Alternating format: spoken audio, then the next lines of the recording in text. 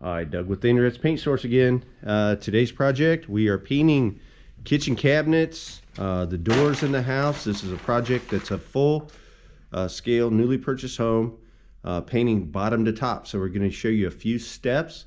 We're going to show you a great sequence if you have this type of project to kind of guide you the most efficient way to complete the house. So we're going to paint the ceilings first.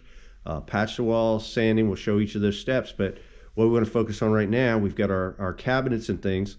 So the first thing the client did was remove all the cabinet doors and all the doors. That's going to be a first step in the process for repainting a house, is get rid of the doors, or say get rid of, but get them into a work area. Now the doors could be painted in place, the cabinets could be painted in place, but if you have access to a sprayer, that's going to really give you the nicest finish. We talk about the Command, we talk about Advance, and we talk about a couple other products that can be used for cabinets, but I think the Command and Advance, both of those Benjamin Moore products represent our choice for any cabinets or doors. So we're using the Advance on this particular project. So we've got the doors all removed. You can see we've got builder paper here on the basement floor. All the doors are set out, the hinges are removed. We've got those in a little baggie. So you want to number these, and we'll separate the hinges and put those all in one place, and then we'll come back. So we'll mark the doors maybe, in this place where the hinge is. We'll mark those and number these, so have a good system. Now the other thing is we've got the builder paper down on the floor, but when you're spraying, there's going to be a certain amount of overspray, especially since you're spraying down close to the ground. So we've got some concrete that's still exposed here, so we're going to want to probably cover that a little more.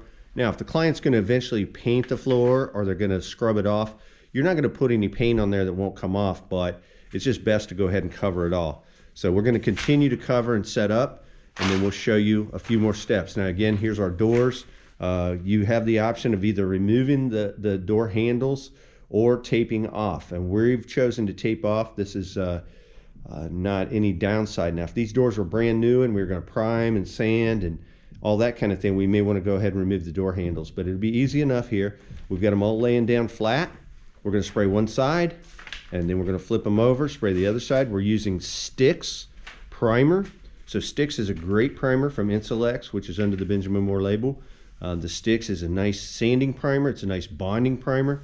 So a lot of cabinets may have an enamel on there. They may have an oil-based paint. They may have a lacquer from the factory. And always the case is going to be to lightly sand. I say lightly sand, to sand, to dull it down, remove any brush marks or anything. These particular ones were hand painted before. So we've got some sanding to do first, and we're going to prime with the Stix, and then we're going to flip the doors over. That Stix will dry in a couple hours.